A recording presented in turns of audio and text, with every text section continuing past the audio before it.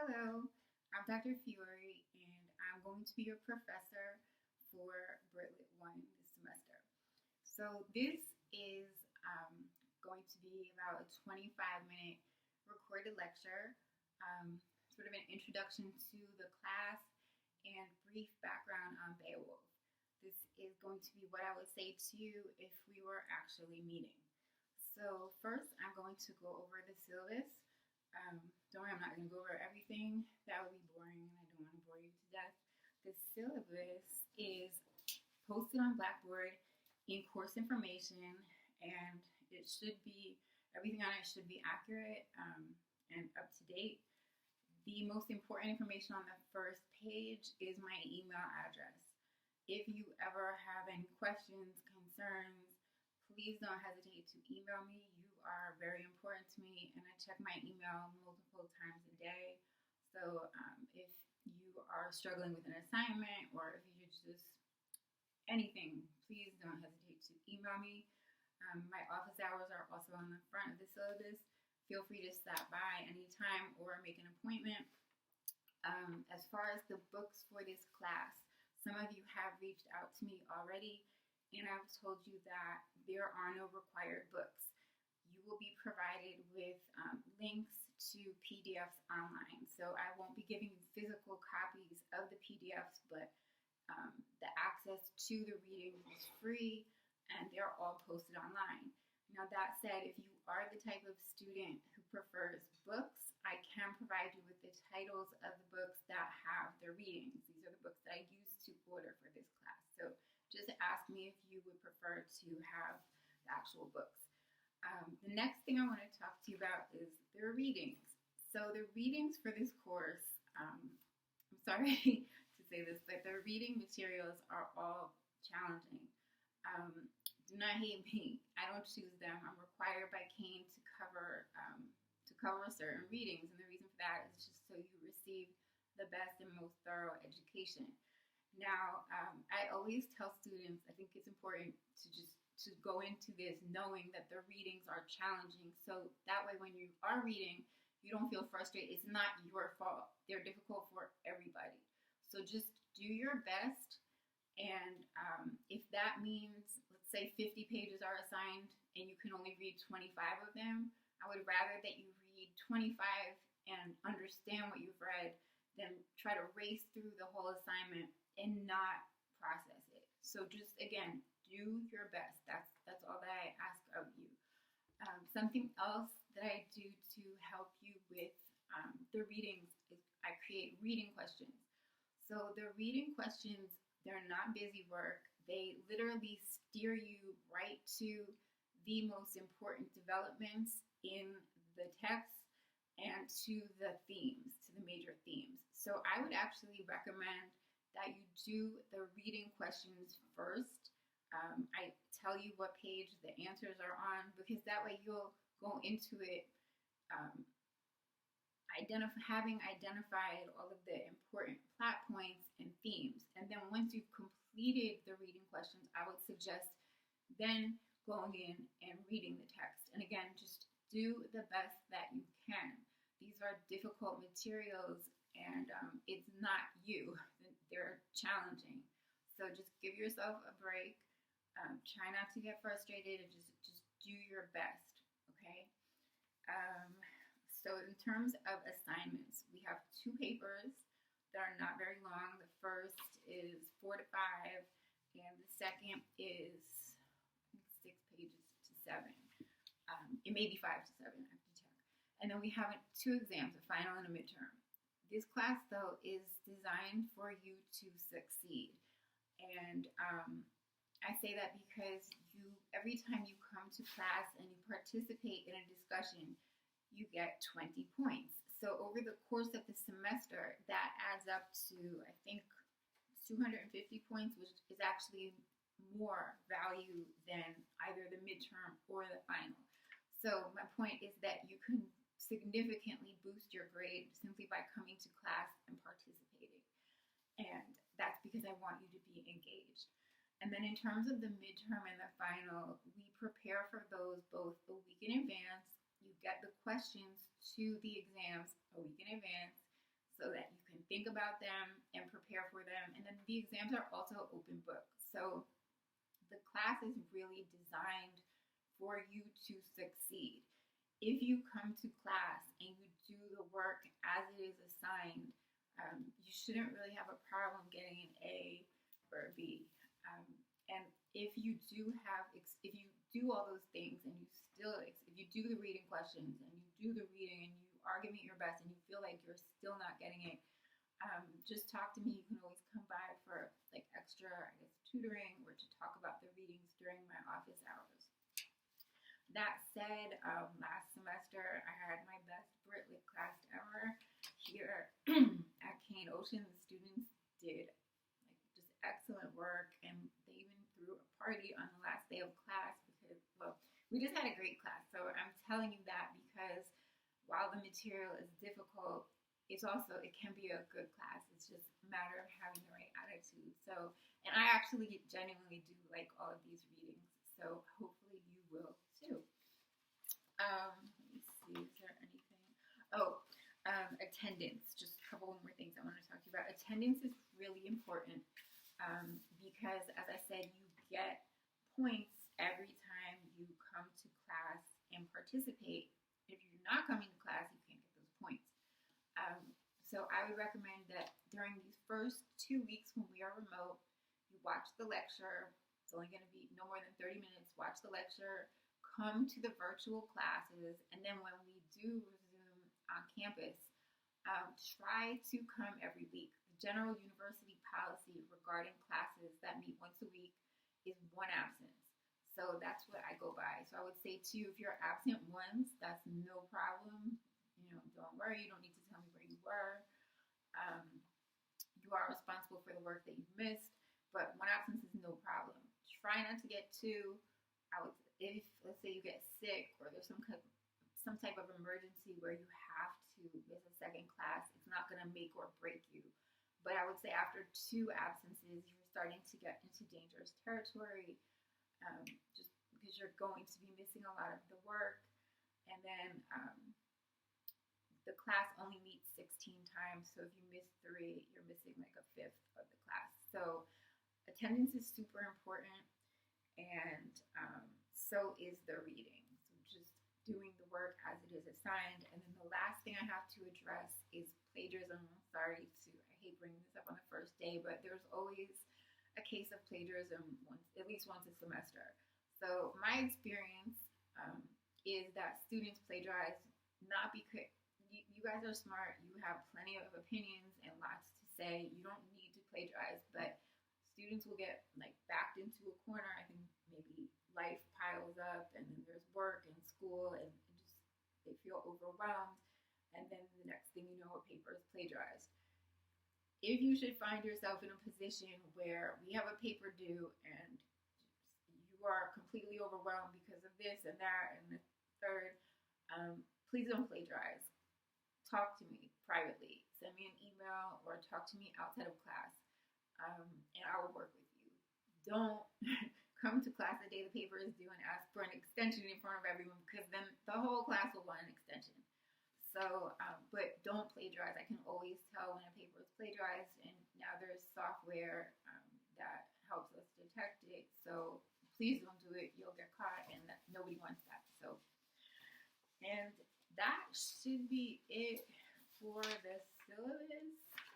If you do have any questions about the syllabus, please, you can ask them during our virtual meeting later.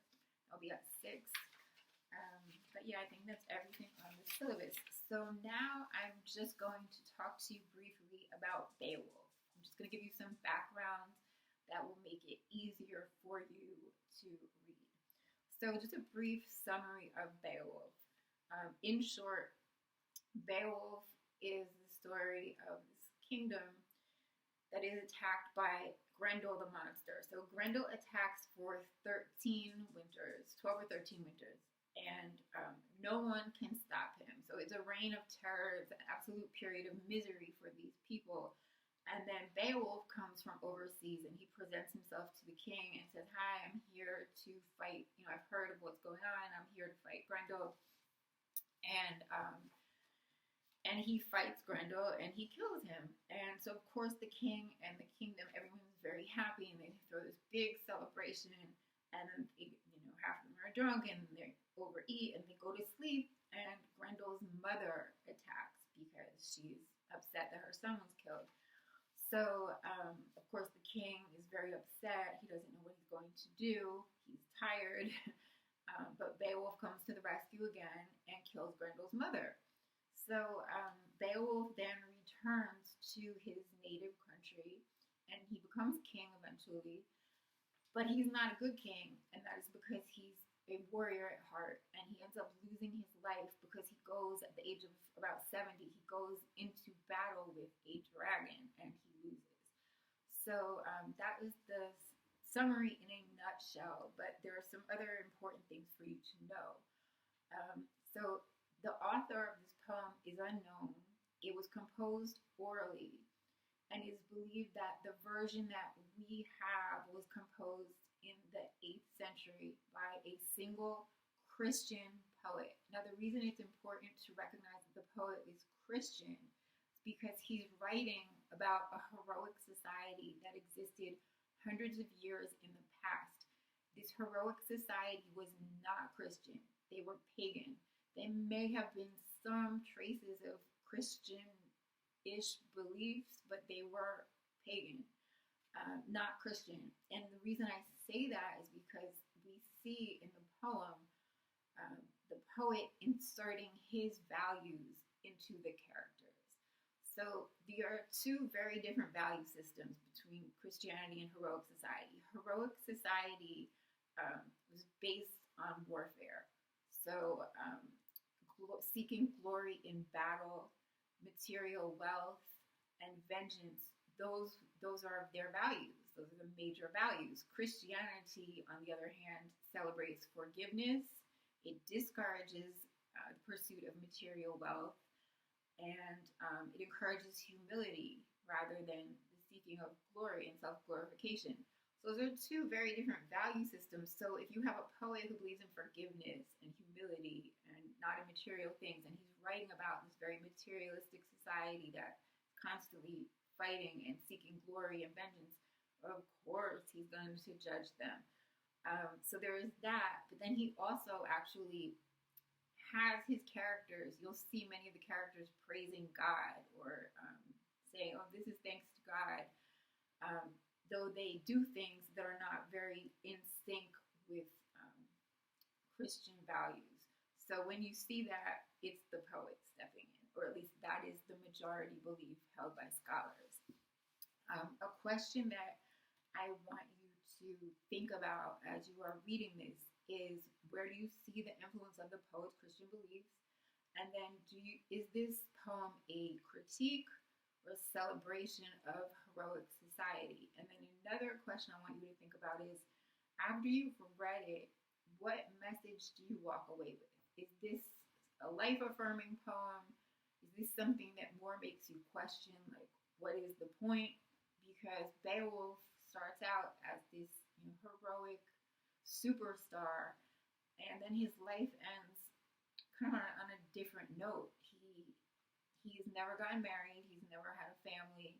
He's just been a warrior his whole life. He doesn't know how to be king, and then he dies because he's still chasing glory in his 70s.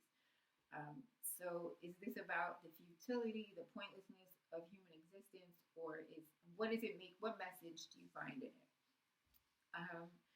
So the values of heroic society, I know I kind of mentioned them or alluded to them, but just to be more specific, the most important relationship in this society was that which existed between a warrior and the king. And that was because, as I said earlier, heroic society was a constant cycle of war. So the whole society is based around warfare. So women didn't really have much value. Sorry. Men were valued mostly in accordance with their ability to fight. So a king would have a whole squad of warriors or thanes, they could be called retainers, and it was their job to fight to the death for their king. So fighting to the death was actually a sacred honor. To fail, Anything less would be a disgrace. So, fighting to the death and fighting for your king, that was the single most important relationship. Um, Now, the king's duty was not to fight, but to protect his people. So, it was important that the king keep himself alive, and that's why the king had warriors or retainers to fight for him. The reason that is important to know is because when we see Beowulf as king, he does not do that. Let's see. So what else? Oh, another very important relationship was the relationship that existed between warriors. So let's say you and I are warriors on the same side, and we're fighting another tribe, and you get killed. It is my responsibility to get what's called a man price. That would be the value, your value, what you were worth, to get that from the enemy. Now, I don't know how effective this was and how it actually worked out. It sounds good in theory, but if there were two tribes that hated each other, that were feuding and battling violently, I don't know how effective the whole man price thing would have been. Lastly, where do women appear here? So, romantic love is not something that we see at all. Like I said, Beowulf does not ever get married, but more importantly, I think, the text never even addresses it. It never mentions that he never got married or that he never started a family. And the reason for that is because the audience simply wouldn't have cared. They would not have been interested in Beowulf's romantic life. So we see very little of women in this poem. The sole important role of women in this society and in these types of texts was as peace weavers. And what does that mean? That means that if there were two tribes that were at war or feuding, a young woman would be married to, say, a prince from the other tribe. And the idea was that that relationship, that marriage, would create a new relation, a friendship, if you will, or a peace between the two tribes. However, these relationships, at least in the literature, never work. And there are two that are described in Beowulf, and they both end disastrously for all parties, for the women especially. But the peace doesn't work because, again, this is a society that believes in vengeance and battle. So let's see what else. Okay, so in terms of is this a celebration or a critique of heroic society, the majority opinion held by scholars is that this is more of a critique of heroic society. So I have two quotes I'm going to read to you. They're both short. One is from H.L. Rogers. He writes, "The poet saw the heroic past of the Danes and Geats through the eyes of a Christian Anglo-Saxon. In his poem, heroic, material, and worldly things all fail." The next quote is from the translator, Seamus Heaney, and he writes, "The entire poem could be viewed as the poet's lament for heroes like Beowulf who went into the darkness without the light of the poet's own Christian faith." So those are just two thoughts. As you're reading, see how you feel.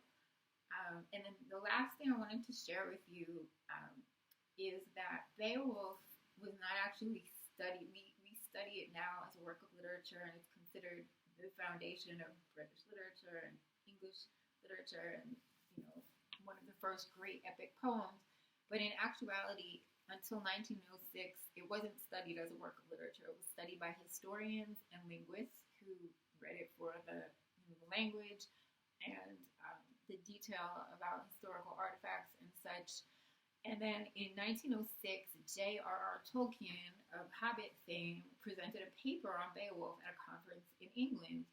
And in the paper, he argued that Beowulf had a lyric beauty to it, but he also argued that, well, let me back up a little bit.